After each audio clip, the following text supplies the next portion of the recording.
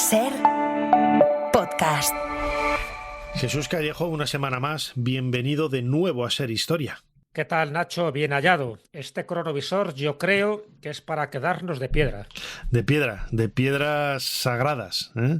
Lo anunciaba hace unas semanas El Gabinete de las Maravillas y los Misterios, el nuevo libro de nuestro crononauta Jesús Callejo, publicado por Almuzara, ilustrado por Marcos Carrasco, otro compañero del podcast La Escóbula de la Brújula, de Podium Podcast. Y Jesús, yo te propuse cuando sacaste el libro qué podemos tratar, qué tema podemos tratar en el cronovisor, y me diste pues una de las mejores respuestas, yo creo. Piedras sagradas. No es un momento, no es un edificio al uso, no es una persona, pero desde luego son objetos mágicos, ¿no? Que tienen mucha historia y quizás los más antiguos de la humanidad, porque si algo se adoró en el comienzo de los tiempos fue una piedra. Sí, totalmente. Es verdad que este libro hay toda una parte dedicada a esos pedruscos, piedras sagradas, no siempre sagradas, pero piedras que tienen alguna connotación misteriosa, mágica, algún ritual. Hay algo que el pueblo las ha considerado como muy especiales. Bueno, en el fondo estaríamos hablando un poco de esa litolatría, ¿no? Que es el culto a las piedras. Y esa litolatría, bueno, tiene muchos componentes simbólicos. ¿Por qué la piedra? Bueno, porque la piedra está simbolizando lo perenne, la fuerza, la energía, la resistencia, está claro. Pero por otra parte, muchos monumentos que están construidos en piedra no solo perduran, sino que están sacralizados, es decir, que son piedras, estoy hablando, por ejemplo, dentro de las piedras megalíticas, esos túmulos, esos menhires, esos dólmenes, esos cronles, las estelas, que está claro que no solo tiene una función arquitectónica, sino también una función sagrada, hasta el punto que a veces recoges pequeñas piedrecitas de esos santuarios y los llevas como si fueran auténticos amuletos. Y ahí entraría otra categoría dentro de esa litolatría, esas piedras de virtud, esas piedras de virtud que te sirven para curarte de alguna enfermedad, para protegerte de algún maleficio, como puede ser el mal de ojo, o sencillamente para que te den suerte. Entonces son piedras talismánicas y hay distintos tipos de piedra, desde el azabache. Acuérdate que las famosas figas están hechas de azabache porque les dan una potencialidad mucho mayor, ¿no? La quillastolita, llamada piedra santa, que es la cruz de San Andrés, porque justo la partes por el medio y aparece esa representación, esa pareidolia. El cuarzo, las piedras del rayo, las piedras contra las brujas, los bezuares, aunque no son piedras, pero bueno, tienen una connotación muy parecida, etcétera, etcétera. Entonces, bueno, en este libro me parece interesante recoger, como bien sabes, son 101 objetos de nuestra España insólita, no tanto la España mágica, donde están representadas todas las provincias. Y bueno, pues es como si hiciéramos un gabinete de curiosidades virtual, y dentro de ese gabinete virtual pues hay muchos objetos, hay campanas, hay reliquias, hay muñecas. Hay, como no, piedras, y dentro de esas piedras, pues bueno, pues he reflejado unas cuantas que me parecían interesantes, que las iremos comentando, pero siempre dentro de esa cosmovisión, dentro de ese significado, por una parte mágico, por otra parte religioso y por otra parte bizarro, porque no olvidemos que algunas son de armas tomar. Además, una de las cosas que más me hace ilusión del libro es que de alguna forma, pues este programa Ser Historia es un poco partícipe de ello, ¿no? Muchas de ellas las hemos vivido juntos, ¿no? Te he acompañado a ir a fotografiarlas, a verlas, a estudiarlas, aprovechando estas salidas del programa por diferentes lugares de la geografía española, y lo convierte, bueno, pues casi en una parte, en un bracito, en una rama de este programa y también de este cronovisor. El Gabinete de las Maravillas y los Misterios. Los 101 objetos más asombrosos de la España insólita, de nuestro crononauta Jesús Callejo, que aquí presentamos. Y como siempre, Jesús, tengo las teclas recién engrasadas, limpitas, brillantes de nuestro teclado. ¿A dónde nos haces viajar en esta ocasión? Pues la fecha es el 29 de noviembre de 1929.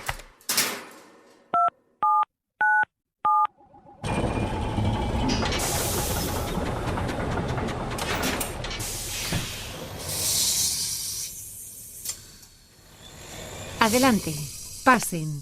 Jesús Callejo les está esperando junto al cronovisor.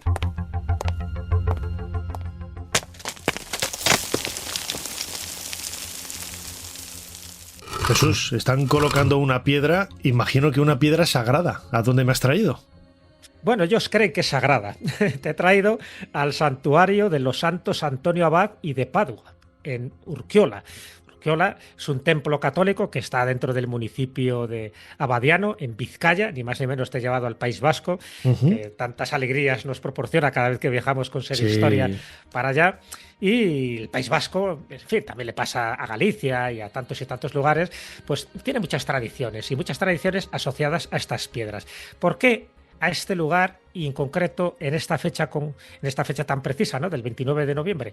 Porque justo en este momento se está colocando una piedra que ya es muy emblemática, ya es una piedra que tiene unas consideraciones, bueno, taumatúrgicas, porque hay que dar una serie de vueltas para que te conceda pareja, incluso también para curarte algún tipo de enfermedad. Es decir, a partir de este momento, y aquí vemos un poco a Benito de Vizcarra, que es el sacerdote, pero también el rector del santuario, que es el con la ayuda de unos obreros, la está colocando justo en ese lugar. Desde ese momento se pensó que era un meteorito y por lo tanto ya tiene un carácter sagrado. Todo lo que cae del cielo, pues imagínate, ¿no? Es algo enviado por los dioses. Y también desde ese momento empieza a surgir una superstición de que a esta roca hay que darle unas cuantas vueltas, siempre en número impar, ¿eh? Algunos dicen que una, otros que 3, otros que 5, para encontrar pareja. Dicen que si se da en el sentido contrario, lo que haces es lo contrario, es decir, perder tu pareja actual. Con lo cual yo creo que hay mucha gente que está dando más el sentido contrario de las agujas del reloj que las otras. Pero bueno, es otra historia. Y aparte se deja, a partir de ese momento, y a día de hoy se sigue utilizando esta roca como una piedra de los deseos, una piedra para conseguir, por una parte, pareja y también para conseguir fertilidad. Y aquí viene lo interesante, lo curioso, porque esta piedra no es un meteorito. Esta piedra es un conglomerado de piedras y piedrecitas y cantos y fósiles de muchas clases y que han tenido esta forma tan particular, tiene una forma, es verdad, muy llamativa, de una geología específica, pero que se ha juntado todo con cemento no artificial.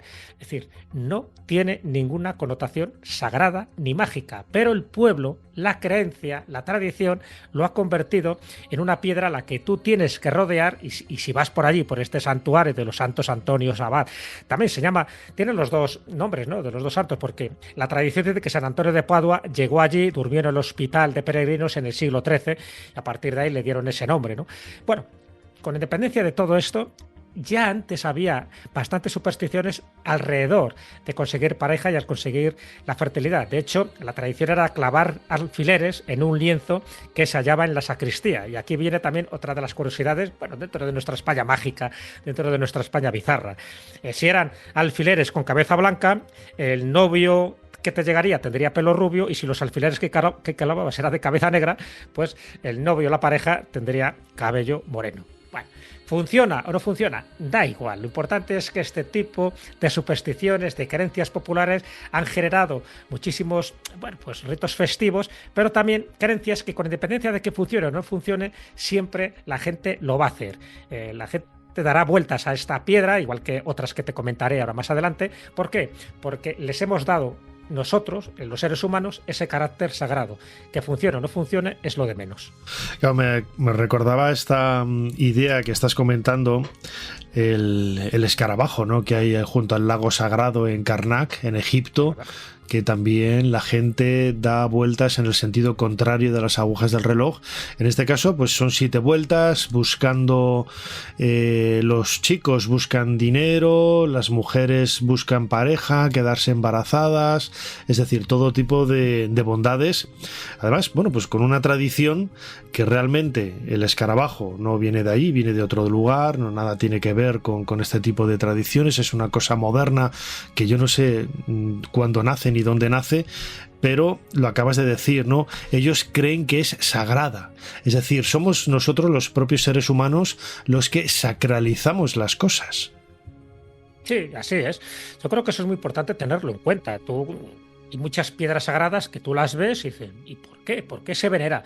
Imagínate, ¿no? Por poner el ejemplo más representativo, la piedra negra de la Kaaba, ¿no? En la Meca, en Arabia Saudita. ¿Por qué? Si tuviéramos acceso a esa piedra, veríamos que no tiene unas condiciones especiales a nivel morfológico, a nivel geológico, pero es sagrada. ¿Por qué? Porque se considera que fue entregada por el arcángel Gabriel, porque, en fin, tiene toda una serie de propiedades místicas anterior a Mahoma, ojo, que esa piedra no es del mundo musulmán como tal, sino que es muy anterior a que el Islam se empezara a propagar. Pero da igual, pasa un poco como la piedra del destino, que alguna vez lo hemos comentado en el cronovisor, la piedra del destino, la piedra de Scone, que sabes que sirve para la coronación o las ceremonias de coronación tanto de los reyes escoceses como ingleses. Tú la ves, la que está depositada en esa silla, ¿qué importancia tiene? Ninguna, salvo la importancia que le ha querido dar el pueblo, le ha querido dar la iglesia, o le ha querido dar una serie de tradiciones siempre asociadas a que esa piedra, pues imagínate, una de las cosas que dicen es que la piedra que sirvió de almohada, la que descansó Jacob y que vio luego esos ángeles descendiendo del cielo. Bueno, pues todo eso también forma parte del Duomo de la Roca. Tú has estado en Jerusalén, el domo, sí, o la cúpula de la Roca en Jerusalén, tú lo ves que está sentado, es la piedra fundacional. Esa piedra es fundamental porque formaba parte tanto del primero como del segundo templo de Jerusalén. Pero es que además ahí es donde dice que Abraham casi sacrifica a su hijo Isaac. Ahí es donde se considera que es la Setillá. La Setillá es la piedra fundacional, es decir, donde se crea el mundo. Y por otra parte, donde dicen que Mahoma, con su yegua Alborá, desde ahí asciende a los cielos en ese viaje nocturno. Bueno, el incrédulo la verá y no le dará más importancia, pero el que sí considera y conoce, por supuesto, que estas piedras son arquetípicas y que tienen toda una trascendencia detrás, una trascendencia sagrada, espiritual, mitológica y mística, está claro que si tú tocas esa piedra te cortan la cabeza literalmente, y además te la cortan con el sentido de que han hecho un bien porque has profanado ni más ni menos que un lugar sagrado. Bueno, pues yo creo que es muy importante entender muy bien esta cosmovisión de la litolatría, de las piedras sagradas, porque condiciona muchísimas veces nuestra historia. Fíjate, hablando de piedras sagradas, hemos preguntado, es la primera vez que lo hacemos aquí en Serie Historia, a modo de curiosidad, está tan en boga, tan de moda la supuesta inteligencia artificial, ¿no? Yo creo que lo de inteligencia se sale del tiesto, es algo un poco exagerado, porque en definitiva esa herramienta lo que hace es tomar de aquí y de allá lo que nosotros le ofrecemos, y le hemos pedido brevemente una definición de piedras sagradas, que yo pensaba, digo, a lo mejor no entiende, ¿no?, el concepto de piedras sagradas y me pregunta o me pide que matice algo, pero no, automáticamente le dio el sentido que nosotros buscábamos, precisamente por eso, porque las referencias que ha encontrado en Internet, porque no puede buscar más allá de lo que hay en Internet, es precisamente el concepto tradicional de piedras sagradas. Vamos a escucharlo. Una piedra sagrada es un objeto natural o tallado al que se le atribuyen propiedades espirituales, simbólicas o místicas, considerado en muchas culturas como un punto de conexión entre lo humano y lo divino. A lo largo de la historia, diversas civilizaciones han venerado piedras específicas por su forma, tamaño, color, ubicación o historia, otorgándoles un estatus sagrado o ritual. Estas piedras pueden ser monolitos, menires, meteoritos, cristales, estatuas o simplemente rocas naturales, y suelen encontrarse en lugares de culto, altares, templos o sitios ceremoniales.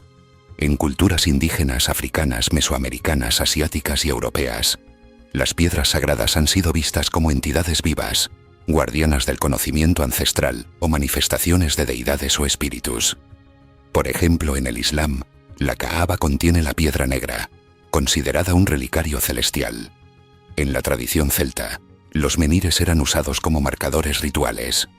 En Mesoamérica, ciertas piedras eran consideradas corazones de los dioses o partes del cosmos. En el hinduismo, los lingams de Shiva son piedras que encarnan la energía divina. También existen piedras curativas, oraculares o protectoras, como los cristales en diversas tradiciones esotéricas o chamánicas. Su sacralidad no siempre depende de su apariencia física, sino de las creencias, mitos y prácticas que las rodean. Muchas veces son parte central de peregrinaciones, rituales de sanación, consagraciones o actos de renovación espiritual.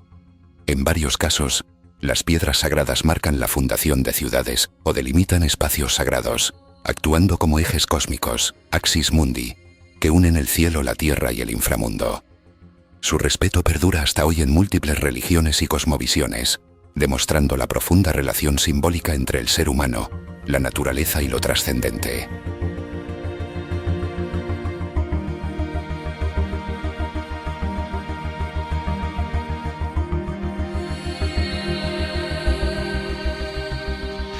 Jesús Callejo, crononauta, la definición que ofrece la inteligencia llamada artificial de las piedras sagradas encaja perfectamente, ¿no?, en todo lo que... Y seguramente, estoy convencido de que algunas referencias y algún sentido lo ha tomado ya de tu libro El Gabinete de las Maravillas y los Misterios, que acabas de publicar con Almuzara, en donde dedicas parte de esas páginas a las piedras sagradas que hay alrededor, a lo ancho y largo de la geografía española. Jesús, las piedras sagradas son tan antiguas como el ser humano.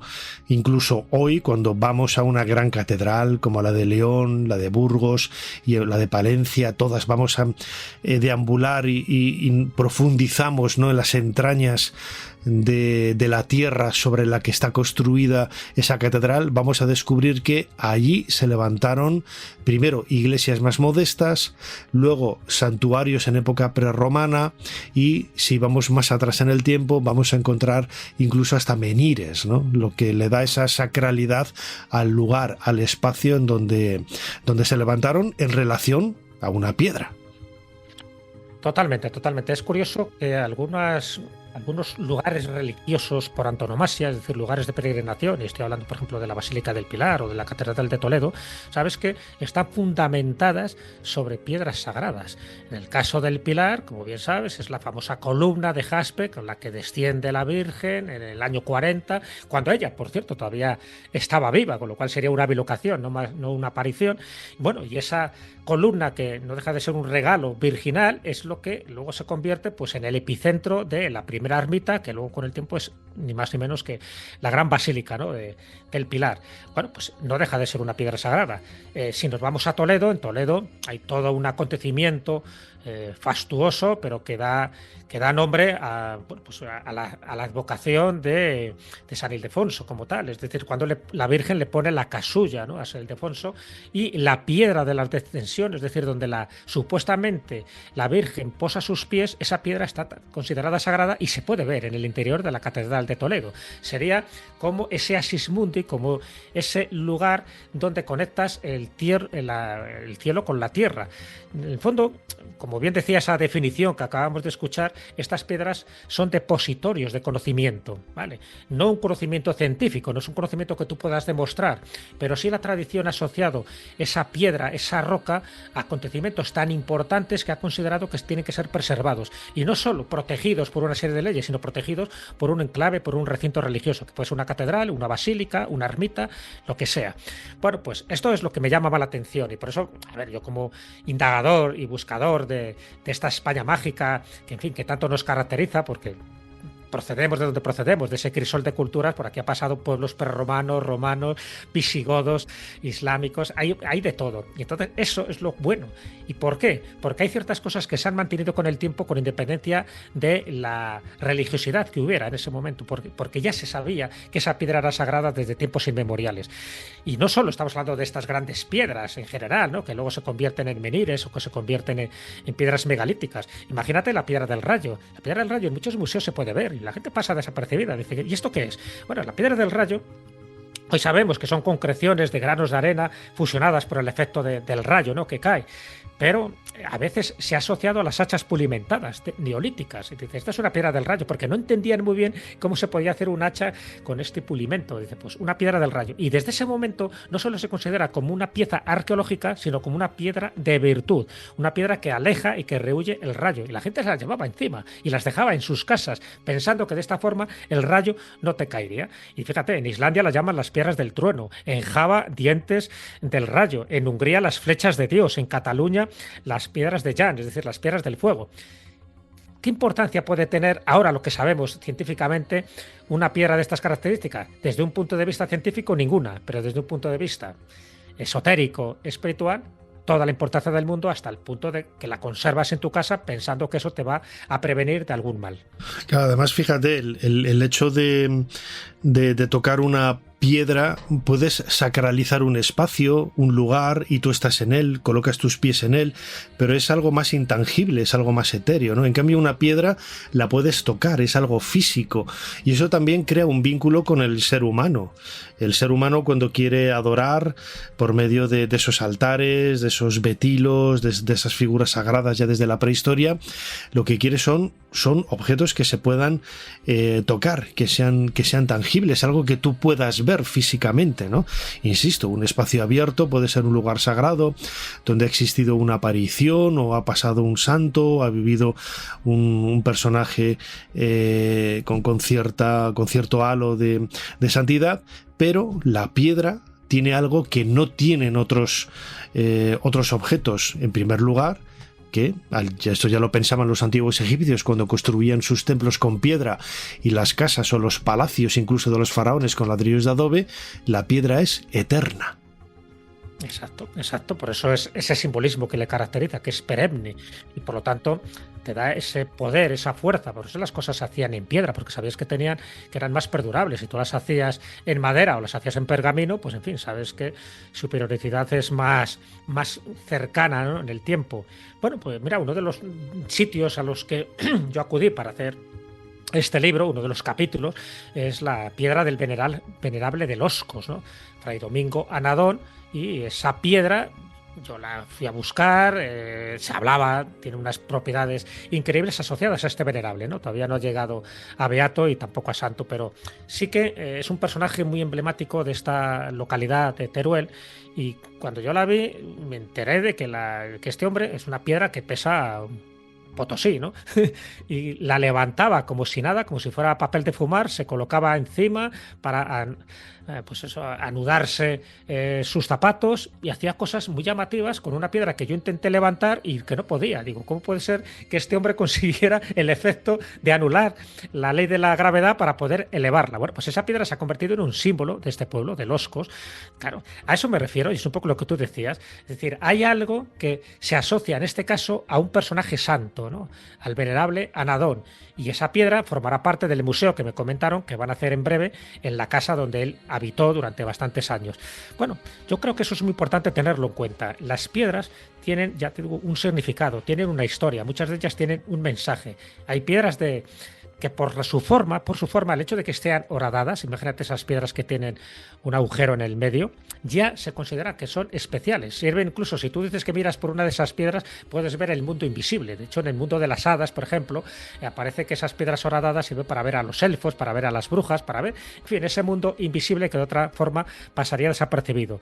Pero es que hay piedras de sanación interesantísimas dentro de nuestra mitología, ¿no? Por ejemplo, por ponerte esas piedras apotropaicas, está la piedra de los responsos, la piedra de las ánimas, la piedra de los deseos, la piedra de la lluvia, las piedras del milagro. Estos nombres que reciben algunas piedras que están localizadas en ciertos pueblos de España, cada una tiene una historia. Entonces yo he recogido algunas, porque si no todo el libro trataría sobre piedras, pedrolos y rocas. No quería que fuera eso, pero solo ya los nombres ya nos está indicando que efectivamente estas piedras se consideraban sagradas desde tiempos inmemoriales. Y si tú vas a la ermita de Cangas de Onís, verás que está construida sobre un dolmen. El dolmen no lo destruyeron a sabiendas de que era un santuario pagano, pero le dieron tanta importancia que la propia ermita de Cangas de Onís está encima, está preservando ese lugar que ya de por sí era un lugar de peregrinaje. Y luego muchas cruces que se han tallado porque eran meteoritos o porque eran piedras que desde un punto de vista morfológico consideraban que eran especiales. Entonces, qué mejor que tallar una cruz en esa piedra que ya de por sí tenía unas connotaciones sagradas. Bueno, pues una cosa lleva a la otra hasta el punto de que hay piedras incluso adivinatorias, y por supuesto los betilos, ¿no?, los famosos betilos, que serían las moradas de Dios, ¿no? Los meteoritos, en fin, la piedra Chintamani, las piedras del rayo, la piedra negra de Pesinunte, el ófalo de Delfos, etcétera, etcétera, etcétera. Fíjate, estamos hablando de la piedra de Loscos en Teruel, que no solamente es una piedra con ese carácter sagrado, sino también mágico, como decías, ¿no? Y existe esa copla que nos habla de ella, donde dice: o la tierra se ha elevado, o el cielo se ha bajado, pero la piedra no está, como yo la he dejado. Es decir, parece que la piedra tiene vida propia, ¿no? Si te parece, Jesús, vamos a escuchar un fragmento de un trabajo de Martín Almagro Gorbea, buen amigo y seguidor de este programa.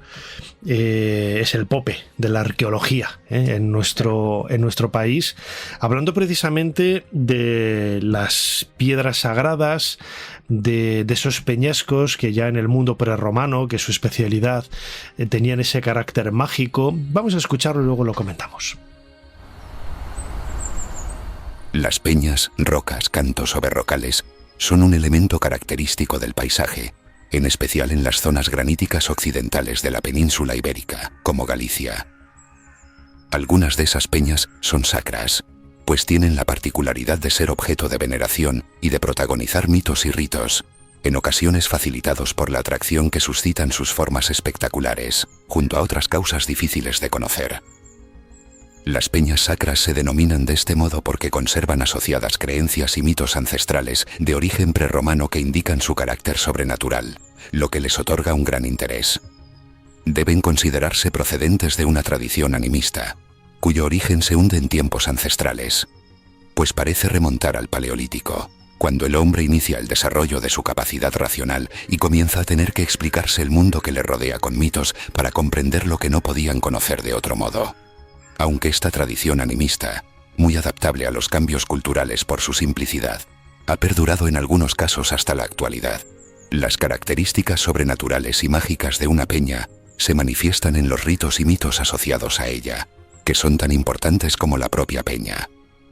Una peña es sacra por sus ritos y mitos asociados, hasta el punto de que solo se puede saber si una peña es sacra cuando los mitos y o ritos conservados evidencian su carácter sacro, aunque también su nombre, su forma o su situación pueden indicar que tuvo ritos o mitos ancestrales ya perdidos, sin duda de origen prerromano, como por ejemplo la acumulación de pequeñas piedras en su cumbre, por haber sido arrojadas en un acto ritual. En consecuencia, es su función lo que permite identificar una peña como sacra, por lo que hay que ser prudentes cuando esa función mágica no se puede documentar. Entre las peñas sacras destacan las peñas que se identifican con un espíritu o divinidad local, para el que suele utilizarse el término latino, numen. Son peñas que hasta ahora no han sido valoradas, pues no suelen ofrecer características visibles de su carácter sacro y sobrenatural, como los escalones que ofrecen los altares o los ritos que permiten identificar otras peñas sacras. Sin embargo, las peñas numen se diferencian de otros tipos de peñas, como los altares rupestres, teóricamente dedicados a sacrificios, o las peñas con funciones propiciatorias, de adivinación, fecundantes, sanadoras y con otras funciones diversas, como las de precisar el calendario o hacer cambiar el tiempo atmosférico.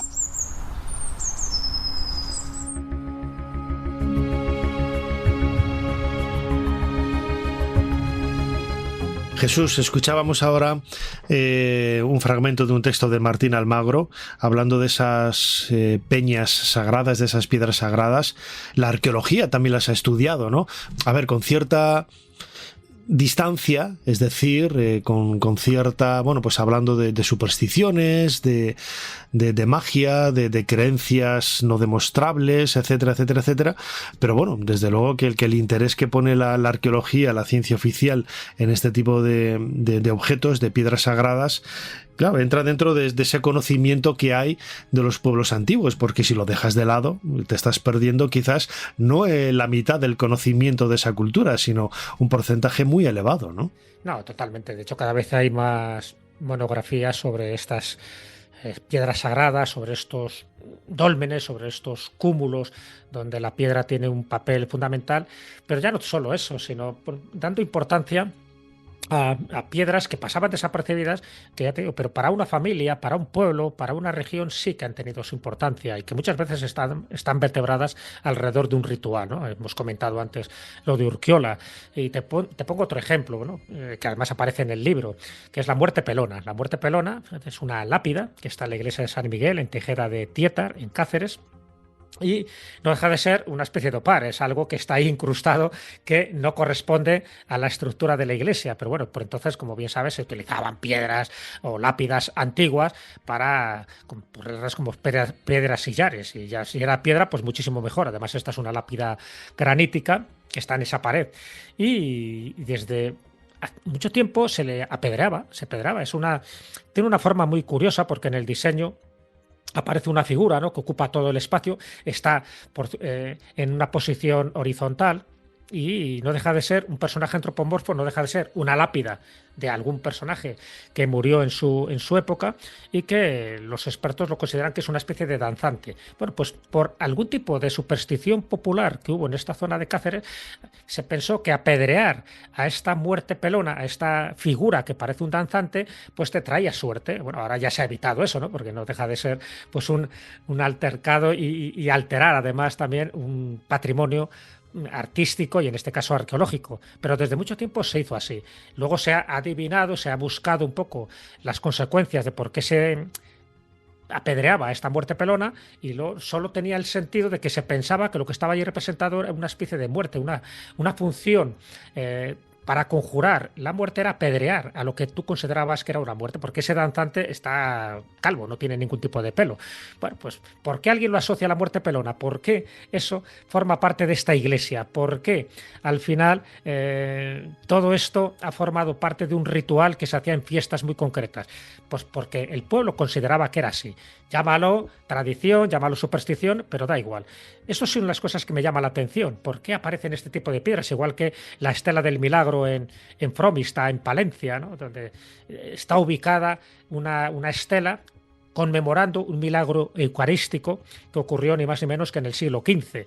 Bueno, pues tú la ves y ves que efectivamente esa piedra tiene que ver con un cura, tiene que ver con un cristiano olvidadizo, hay toda una leyenda alrededor de ello para justificar el por qué esa piedra está colocada enfrente de una casa donde supuestamente ocurrió el milagro eucarístico, y además la patena donde ocurrió también este milagro se puede ver en la iglesia de Fromista. Esas cosas me interesan porque vas tirando del hilo y dices, vaya, es que tenemos un pensamiento mágico que ha construido, ha vertebrado muchas de estas tradiciones, y que si ahora creemos lo que creemos es porque antes también creíamos en este tipo de cosas. Ahora vamos un poco con esa pátina de escepticismo, de bueno, yo no me creo estas tonterías. Bueno, no te las crees, pero en definitiva ahí están. Y es verdad que luego hay otras supersticiones que son muy modernas. Si te vas, por ejemplo, a la Bahía del Sacramonte en Granada, hay un par de piedras, una blanca y otra de color más oscuro, diciendo que una te consigue pareja y la otra te hace lo contrario, te desempareja. Lo curioso es que la que consigue pareja es si besas a la negra y la otra es si besas a la blanca, con lo cual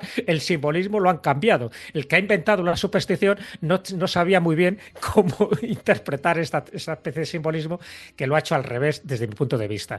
Bueno, pues yo creo que son cosas importantes conocer, porque lejos de reírnos de estas historias, yo creo que nos tienen que hacer reflexionar que las piedras han formado parte, las piedras, las cruces, las reliquias, los esbotos, las campanas, las muñecas, los cristales, las estatuas, los capiteles, en fin, todo ese mare magnum de objetos que yo menciono en el libro, yo creo que forman parte de este patrimonio material, pero también inmaterial, que tiene España, que es tan rico en tantas cosas que sin entrar en la credulidad o la credibilidad, en este caso, de las leyendas, da igual. El hecho es que forman parte, ya digo, de ese pensamiento mágico.